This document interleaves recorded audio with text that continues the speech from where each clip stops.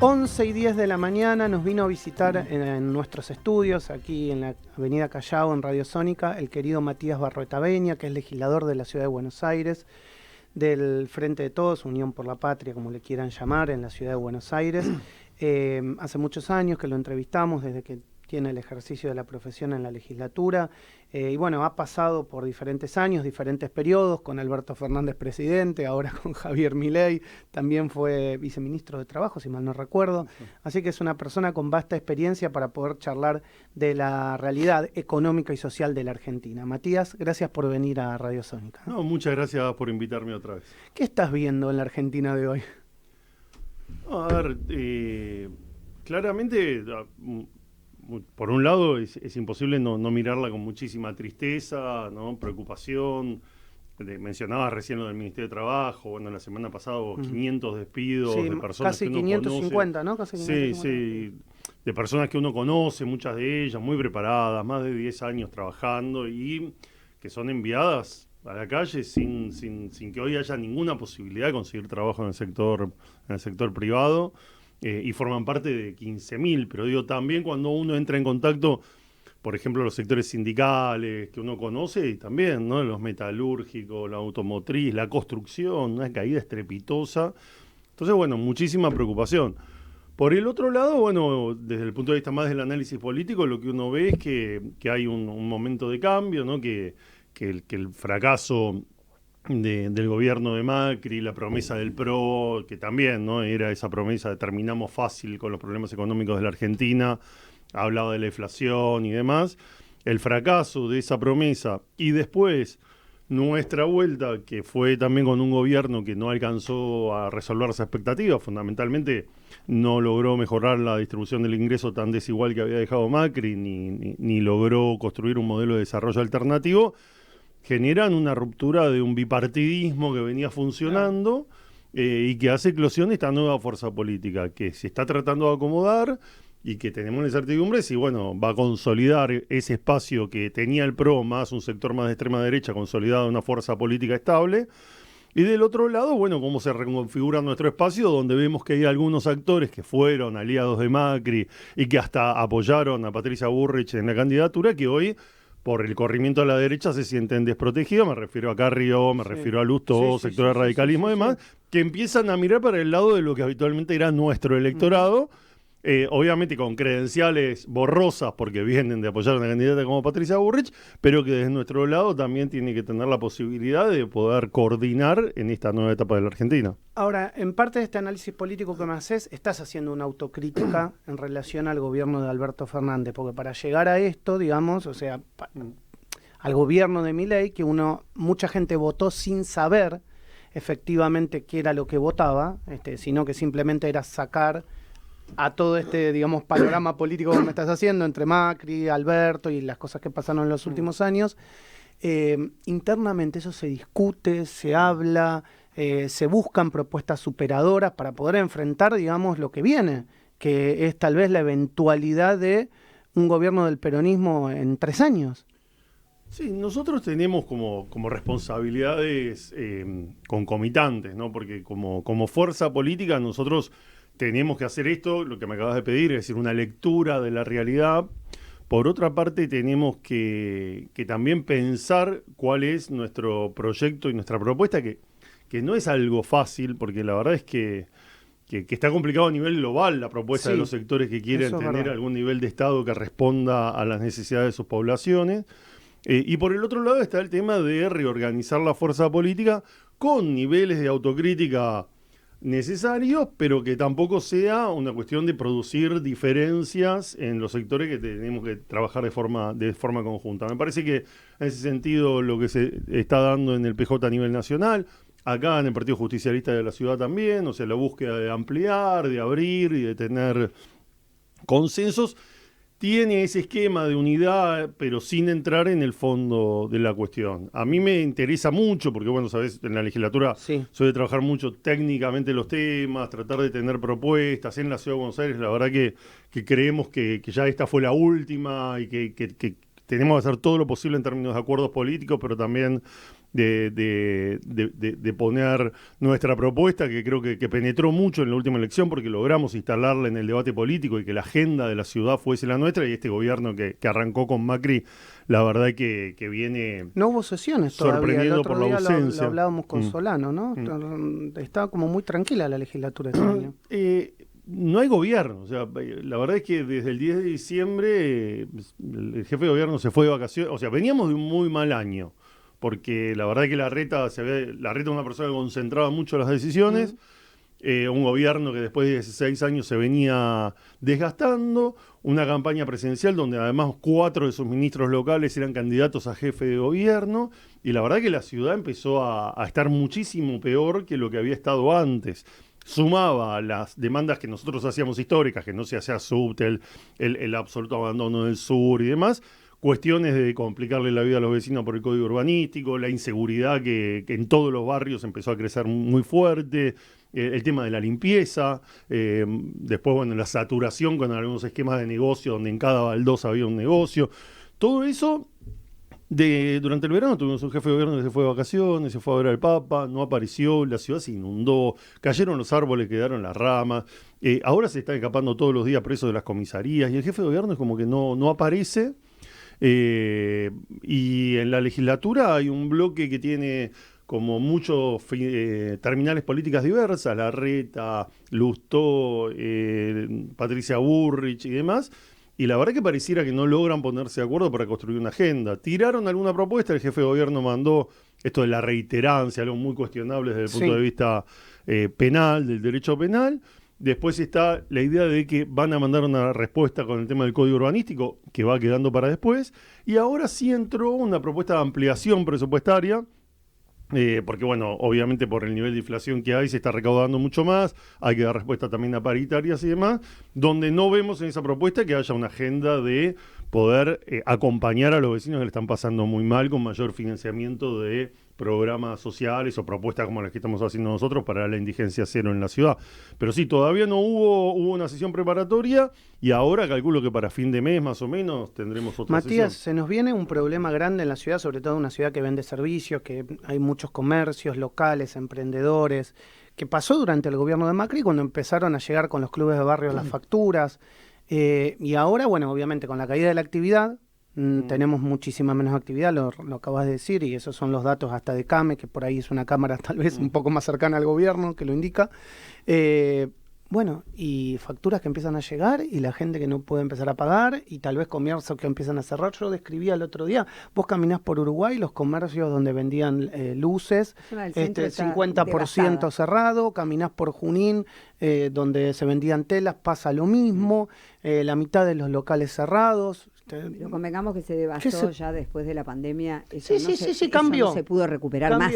Pero sí, la Ciudad de Buenos Aires... Antes se decía, bueno, de Rivadavia para acá, la verdad que ahora es Corrientes, claro, pero ya desde el gobierno de Larreta, o sea, el por nivel eso del digo. interior urbano que había acá, la falta de inversión y demás. A ver, la verdad que uno ya con los años, ¿no? Después de haber visto varias veces, hay cosas que son como evidentes, y ahí me parece que está el principal problema del gobierno de Milei, que es que, ¿cuál es la promesa? O sea, ¿cuál es el plan de desarrollo? ¿Qué es lo que propone en términos económicos? Él está con una única bandera que supuestamente es bajar la inflación. Sí, el déficit. Sí.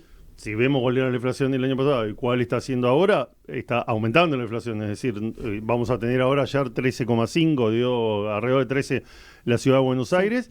Y una inflación enorme con una caída de ingresos, lo que hizo Macri, es decir, es lo que Macri dijo, vamos a hacer lo mismo pero más rápido, es decir, hizo en 4 meses lo que Macri tardó 4 años en hacer caer los ingresos de los argentinos, produce varios efectos. Uno es la recesión y el cierre de montones de comercios, porque si vos tenés un aumento del 80% en dólares en los costos de la construcción, ¿quién va a construir? Si vos tenés un aumento de las prepagas que pasa de ser el 10% del salario de las personas al 30%, ¿en qué van a poner plata? ¿Van a comprar una lámpara para cambiar la casa? No, están tratando de pagar la factura. Ahora le llega la luz con un aumento también retroactivo para atrás. Lo de la prepaga es terrible, ¿eh? Lo de la prepaga para la clase media es terrible. Ha golpeado el bolsillo de la gente de una manera... Pero la prepaga estuvo recontra pisada y de la forma que estuvo pisada tampoco se ocuparon las prepagas de hacer nada. ¿Entendés? Porque la realidad es que estaban con un aumento que no era real, porque era de un 4% que le habían dado, y se quedaron quietitas, o sea, lo arreglaron de alguna manera con Massa. Y bueno, ahora explotó de golpe y ahora no se puede sostener esto, porque esto es imposible, un 165% en 4 meses. No, pero yo no compraría el argumento de que las cosas estaban pisadas y ahora tienen el valor real. Yo creo que uno tiene, cada sector es muy diferente. Cada sector claro. es muy diferente. Y en el caso de las prepagas, por ejemplo, ahora, a ver, bajo el dólar, muchos de los insumos, ¿cómo puede ser que haya aumentado los medicamentos? Que se supone que muchos de ellos también son importados, cuando hay además una caída del 30% del consumo de medicamentos. Es decir, hay 30% menos de personas. 35% del consumo se cayó. Y tenés otro problemita que se suma. Los salarios de los médicos y demás no subieron. Por eso. Entonces, cuando discutimos, para mí, la discusión en la Argentina sobre qué precio tienen que tener los bienes, tiene que estar asociada a una discusión de los costos, porque nos dicen, el valor, lo que vale es esto. No, lo que vale es lo que te cuesta a vos el salario, lo que te cuesta a vos la inversión. O sea, es lo mismo que el precio del gas. Claro, no es lo mismo comprarle gas a alguien que lo trae de otro país que el gas que es argentino, que está en el subsuelo argentino, que se pagan salarios acá, que pagan impuestos acá, cuando los pagan, que tienen los beneficios. Entonces me parece que cada sector hay que discutirlo. Claramente el de la medicina prepaga está totalmente cartelizado y lo que están haciendo es deliberado, están tratando de sacarse encima un montón de personas. En su momento pusieron un número que eran millones de personas que se quieren sacar de encima directamente. Entonces la estrategia es subirlo para poder sacarse a adultos mayores que pagaron toda la vida y que ahora es el momento donde van a usar el servicio pueden pagar. Y meter jóvenes que con un plan más barato lo puedan tener, que bueno, que es todo beneficio porque le cobran 150.000 pesos por un plan que prácticamente no van, salvo algunos casos, pero en términos globales no van. Con lo cual me parece que eso hay que discutirlo. Y después, bueno, la idea es libero todos los precios, pero no te homologo las paritarias. Entonces, porque también creo que en materia de paritaria se tiene que discutir por empresa. No se puede discutir por actividad. O sea, vos no podés hacer que una empresa que tiene 200 camiones sea lo mismo que una que tiene 3. O sea, yo creo que tiene que discutir la paritaria, no tiene que intervenir el gobierno, no tiene que regular. O sea, el gobierno tiene que homologar cuando llega al acuerdo, porque es un acuerdo de partes. Ahora, entendamos una cosa, si vos tenés una empresa con 100 empleados, no podés aplicar lo mismo que una empresa que tiene 3. O sea, yo considero que hay cosas que hay que hacerlas, como vos decís, de acuerdo a la actividad, de acuerdo a los costos, de acuerdo... No estoy de acuerdo para nada con que el gobierno diga la paritaria tiene que ser del 9, del 13, del 5, no. A ver, en la Argentina por ley las paritarias son libres. Exacto. Las paritarias son por sector. Si hay algo que tenemos, yo ya lo sabía, pero digo, de 10 años en el Ministerio de Trabajo y habiendo ido a la OIT y viendo cómo funciona el resto del mundo, la verdad que nosotros tenemos que estar muy orgullosos del movimiento obrero que tenemos, muy orgullosos de la forma en la que funciona el diálogo social y los esquemas que tenemos de diálogo para construir consensos, y además tenemos un movimiento obrero que tiene una enorme vocación de diálogo. Entonces, eso permite poder construir acuerdos, donde las paritarias no son solo discutir salarios, sino que son también discutir condiciones de trabajo, discutir cómo se moderniza el sector, poder hasta discutir participación en las ganancias, como se hace también en algunos lugares del mundo. Entonces, la paritaria, ¿por qué no hay que desagregarla? Porque la unidad, y justamente la fortaleza, lo que hace que el trabajador de una empresa chiquita pueda tener un buen salario, es el peso que le da la discusión el trabajador que está en Techín. Es decir, uno discute en la paritaria, uno discute el sector de forma global. Al interior se toman en cuenta las categorías, porque es igual que cuando se discute el salario mínimo. Ninguna empresa grande paga el salario mínimo, pero el salario mínimo es una referencia para toda la economía que permite un piso de ingresos. Entonces, uno discute con el gremio y después hay acuerdos por lugar. Igual hay acuerdos por sector. No sé, Mercado Libre hizo su propio acuerdo dentro de la empresa. Claro. Hay margen, pero sobre un piso. Lo que hace la paritaria es poner un piso, establecer mecanismos de crecimiento y después algunos valores que tiene la ultraactividad de los convenios, las obras sociales, sindicales y demás. Que igual yo estoy abierto a que todo hay que discutirlo. Todo. Pero hay que discutirlo. El problema acá es que hay sectores empresarios. O sea, iba el modelo de Milei. El modelo de Milei hoy es: vamos a construir un modelo que es extractivista, donde vengan algunos tipos, pongan algo de guita para llevarse los recursos naturales de la Argentina, minerales, petróleo y demás. Bueno, hoy tenemos la reunión con Elon Musk, ¿no? Que viene por el litio. Destruimos la clase media argentina, destruimos los ingresos de los sectores populares y unos pocos. ¿Qué pasa? Eso no entra dentro de un esquema democrático, porque la clase media argentina se va a defender. Entonces, la clase media argentina más esos sectores populares terminan construyendo una mayoría que proponía otra cosa. Mi preocupación es qué es esa otra cosa, porque todo esto nosotros no llegamos a discutirlo. Nosotros hoy tenemos que estar, además de hacer oposición, además de solidarizarnos, tenemos que discutir qué tipo de Estado. Es evidente que esto que están haciendo es una barbaridad echando gente. Pero ¿qué Estado? ¿Cómo mejoramos el Estado? ¿Cómo hacemos para que la gente pueda tener un vínculo con el Estado?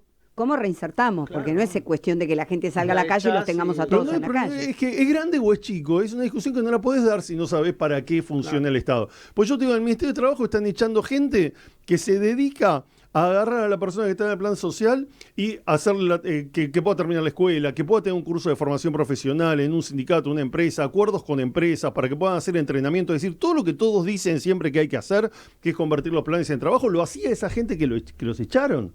Entonces, ¿qué vas a hacer con los cientos de miles de personas que pasaste de desarrollo social? Es todo un verso, es una mentira la idea de convertir planes en trabajo si no está esa gente.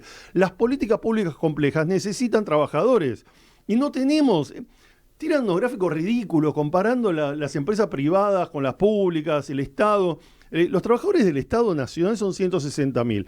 El resto, hay montones que son de las Fuerzas Armadas, después tenés provincias, municipios y demás. Pero si es grande o es chico, depende de qué tenga que hacer. Además tenemos un grave problema en el empleo municipal, donde se ganan salarios de hambre. Hay que discutir el Estado para qué, cuántos, cómo. Hay que discutir qué modelo de desarrollo, cómo hacemos. El desafío nuestro es que queremos tener un modelo de desarrollo inclusivo, es decir, que tenga buenos salarios, que haya clase media en la Argentina. Hay pocos países en el mundo donde hay clase media. Entonces no es fácil. El sistema universitario ahora está en discusión. Para ellos no tiene ni que existir la universidad. Que cierren, no me importa. Otro dice, no, ayer hubo una protesta de los chicos de Exacta, si mal no recuerdo. Mucha gente, muchos pibes en el lugar reclamando, porque obviamente se están quedando sin presupuesto. Ayer hubo varias que son preparatorias de la jornada, creo que es el 25, vi en filosofía también. Y la verdad que los sectores universitarios fueron sectores muy fuertes. Recordemos, la caída de la Rúa tuvo que ver mucho con cuando intentaron bajar el presupuesto universitario, López Murphy se movilizó. Hoy estamos en un momento distinto y yo creo que ahí es donde nosotros tenemos que poder interpelar. Está pasando en el mundo, con Trump, en Europa y demás, que hay una crisis de la democracia porque las personas, muchos sienten que la democracia ya no cumple con la promesa de vivir mejor, ¿no? La idea de que con la democracia se come, se cura y se educa. En Europa, en el siglo pasado, estaba el estado de bienestar y los sectores construyeron sociedades más igualitarias, con sectores medios importantes, con la posibilidad de acceso no solo a poder alimentarse, sino también a un consumo cultural, a tener algunas vacaciones, a tener algún beneficio mínimo. Y hoy se lo están sacando. En todo el mundo está pasando esto. Hay una concentración donde se multiplica año a año. 10, 20, 1000 personas que se quedan con toda la plata del mundo, que además tienen una facilidad para ir buscando lugares en el mundo donde invertirla, y los sectores medios que se van pauperizando y los sectores populares que empiezan a quedar afuera. Entonces, no es fácil construir eso. Nosotros tenemos que discutir cómo se hace eso en la Argentina y nosotros estamos convencidos que es un modelo industrial. Pero tenemos que discutir ese modelo industrial porque evidentemente no es el de Tierra del Fuego, no es la forma en la que lo venimos haciendo con la industria automotriz, con mucho nivel de importación. Tenemos que aprovechar, y en eso nosotros siempre en la ciudad planteamos, el complejo científico-tecnológico que ahora se quiere desarmar. Claro. Entonces, porque esas cosas que uno ve que hoy se desarman son las que nos permitirían pensar otra cosa. Es decir, aquellas empresas argentinas que venden satélites, centrales hidroeléctricas, que tienen la posibilidad de construir turbinas, ahora las queremos desarmar. Bueno, la central nuclear de Atucha 3, Carem, que parece que ya se la entregaron a los americanos, para que no se construya con el financiamiento chino.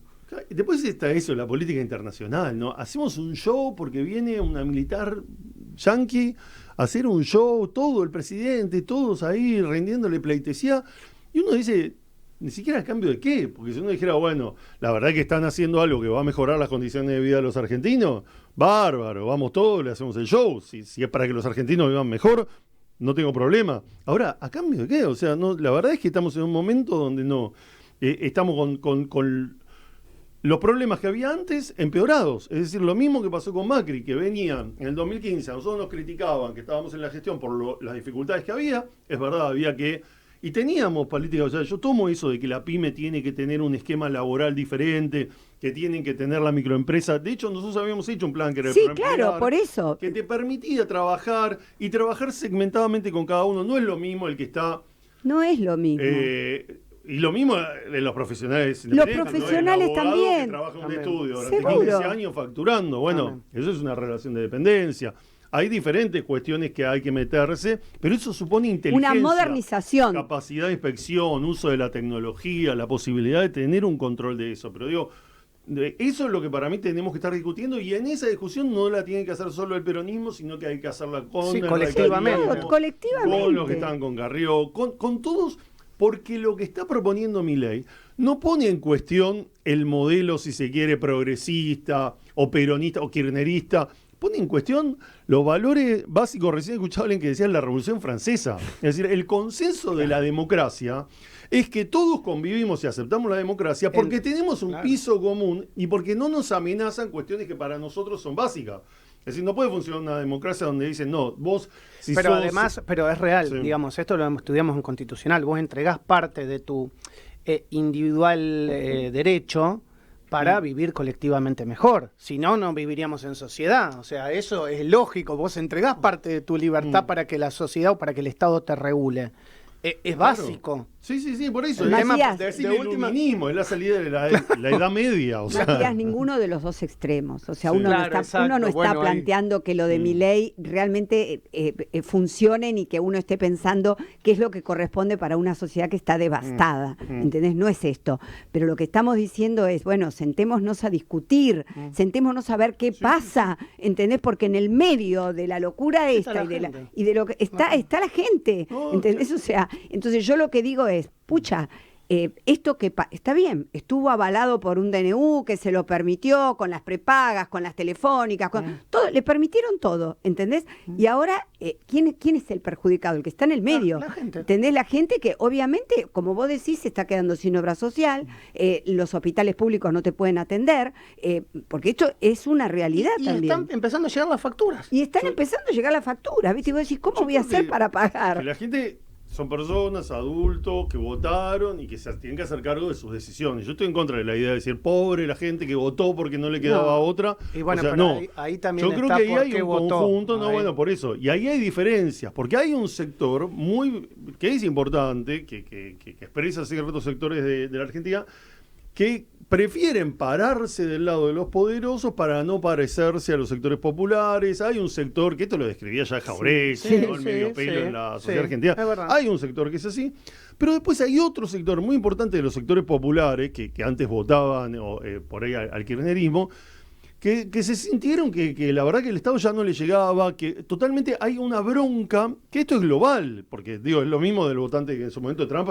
más allá que Trump es muy diferente, porque tiene un modelo industrial, porque tiene un conflicto porque con es un China que país él maneja, distinto, es otra cosa, pero, digo, pero esa sí, bronca, el esa- componente es el mismo. el tipo que está en su casa y que dice, mirá, vos me hablas de cosas, pero la verdad yo veo que hay. ¿Cómo que se es enriqueció el otro? ¿Entendés? Yo ayer estuve Sí. en filosofía, ¿no? Sí. Estuve viendo que estaba la sentada, se hizo Sí, la sí, sentada sí. en toda. Y realmente vos los escuchás y escuchás las inquietudes de ellos y tampoco vivían felices con lo que teníamos, ¿entendés? Sí, sí. O sea, tampoco están de acuerdo con lo que de alguna forma lo que se les metió en la cabeza, porque no están de acuerdo con las ideas del kirchnerismo. ¿Por qué? Porque este invento de que, bueno, que yo atiendo las necesidades cuando vos ves que todos se enriquecieron y cuando vos ves lo que está pasando con los gremios y ves lo que le pasa a los trabajadores, y bueno, esto no es una mentira, Matías, No. esto es una verdad, ¿entendés? O sea, vos fíjate que ahora se está hablando de la ley, de la reforma laboral. ¿Y cuáles son los dos puntos que se quitan de esa y sobre los que se hace hincapié? ¿Los de los trabajadores? No, los de los gremios, la obra social y la cuota solidaria o la Claro. cuota social. Entonces, vos decís, bueno, el trabajador está cansado de eso también, no se siente representado. No, yo creo que hay un discurso hegemónico que baja la línea permanentemente de que los corruptos son este y este, y se trata de utilizar a la justicia y los medios de comunicación como un mecanismo para destruir liderazgos populares. Le inventaron a Lula, digo para sacar la Sí. discusión en la Argentina, le inventaron a Lula causas, lo metieron preso Sí. y lo sacaron de la carrera política, y después el pueblo lo volvió a poner en su lugar, pero en el medio tuvieron que sufrir a Bolsonaro. Esto es algo que también pasa en otros lugares, le pasó a Evo también, pasó, más allá que cada fuerza política tenga seguramente sus casos de corrupción, seguramente sus fallas en términos de políticas, pero meter la idea de la denuncia de corrupción corrupción, porque ahora Macri, más corrupto que Macri, no existe. Macri es una vida en la corrupción, desde que arrancó con la cloaca de Rosselló, con Manlio, el vaciamiento del Banco de Italia, o sea, ahora los parques eólicos, todo lo que hizo en la ciudad, con Caputo, con CES, con las empresas, o sea, no hay más corrupto que eso. Y la juzgada de Cristina, que la juzgan por lo que tiene en blanco, por lo que declaró, te arman un show con si la hija tiene determinada cantidad que está en blanco, que es la herencia del padre, que está en los papeles, en la declaración, en la FIP. Y además yo estoy totalmente en contra de la idea de se enriquecieron los kirchneristas. A ver, yo no conozco, la verdad, a ver, Filmus, Tayana, Tomada, no sé, son los ministros que yo conozco, es personas totalmente honorables, formadas, que han dado todo y siguen dándolo. Entonces señalar a todos como que son corruptos, a mí me parece profundamente injusto. Después, a ver, que López, que el que tenga que ir, que los condenados, que Jaime, que vayan. Si los han perseguido con la justicia, a ver, ¿cuánto han encontrado? No, pero acaban siempre del mismo partido. Los del otro lado no van nunca. Los del otro lado no van nunca. Macri, a ver, después de lo que hizo Caputo, ahora vuelve a ser ministro. Sí, bueno, pero ahí hay una sociedad que lo permitió. Claro. Ahí hay una sociedad que lo permitió. Y un sistema judicial, porque Cristina lo dijo clarísimo. Cristina en el 2012 empezó y dijo, acá tenemos dos problemas, que es la justicia y los medios. Si no democratizamos esto y cambiamos esto, tenemos poderes vitalicios, corporativos, totalmente influenciados y dirigidos por los sectores concentrados económicos, que terminan dirigiendo ellos lo que el Estado tiene que hacer. Entonces la democracia, donde yo elijo a un presidente para que gobierne, resulta que viene un presidente de la Corte Suprema a decirle, vos esto lo podés hacer y esto no podés. No, vos no le podés poner un impuesto a las telefónicas. ¿Por qué el presidente de la Corte Suprema tiene que hacer eso? Porque es un empleo de Clarín. Entonces, bueno, si queremos más democracia y queremos que funcione, tenemos que discutir eso y tenemos que discutir esa Corte Suprema. Entonces digo, pero si nosotros, a aquellos que intentan con todas las falencias defender los intereses de los sectores populares, los escrutamos y los destruimos, mientras que cuando vienen los otros que son empleados de esos sectores económicos, los miramos y los dejamos hacer y hay que respetarlo porque van 100 días, bueno, estamos en problemas. Y las organizaciones sindicales, a ver, obviamente que defienden también intereses propios. La obra social es el lugar donde se atienden. También hay que discutir el esquema de salud en la Argentina, porque vos tenés las obras sociales, tenés las prepagas, tenés el sistema público y hay que integrar, porque el gasto en salud es muy importante, tenemos esa posibilidad y hay que discutirlo. Ahora, en los gremios hay elecciones, ha habido cambio de dirigentes sindicales muchas veces. Yo digo, todo lo que sea para mejorar, democratizar y mejorar los liderazgos en los sindicatos, bienvenido sea. Ahora, no compremos el discurso de querer destruir los sindicatos, pues sin sindicatos estamos peor. No, nadie habla de destruir los sindicatos, Matías, de ninguna manera. O sea, tengamos en cuenta que estamos hablando de una democracia. Nadie habla de destruir los sindicatos. Sencillamente se habla de ciertos límites que, bueno, que vos fíjate lo que está sucediendo. O sea, unos se heredan a otros y están en sus cargos hace montones de años y vos me hablás de elecciones. ¿Elecciones en qué condiciones? O sea, yo creo que hubo un cierto desfasaje en todo, que obviamente pienso como vos, nos tenemos que sentar, negociar y modernizar ciertas pautas que hoy están absolutamente obsoletas. ¿Entendés? Pero no pongamos en la agenda solo, porque discutimos, el sindicato es una asociación que es de los trabajadores. Ahora, discutimos eso, pero no discutimos que en la Argentina, no sé, siempre, no sé, el presidente de la asociación de tenis, el presidente de la Cámara Empresaria, el presidente, son siempre lo mismo. Claro. Llevan 50 años la AFA, o sea, llevan 50 años, pero lo único que miramos son los sindicatos, ¿no? En todo caso, discutamos todo. No. Porque si no, siempre estamos mirando y responsabilizando y no lo atacan por eso. Ellos te lo ponen en la agenda por lo bueno que hacen. Si esos sindicatos no defendieran a los trabajadores, no te preocupes que no tratarían de cambiarlos. Los tratan de cambiar por lo bueno, no por lo que podamos criticar. Matías, gracias por venir a Radio Sónica. Siempre un placer, ¿eh? Matías, muchas gracias a ustedes. Matías Barroeta Benia, legislador de la ciudad de Buenos Aires, de Unión por la Patria, y pasó en la mañana de Radio Sónica.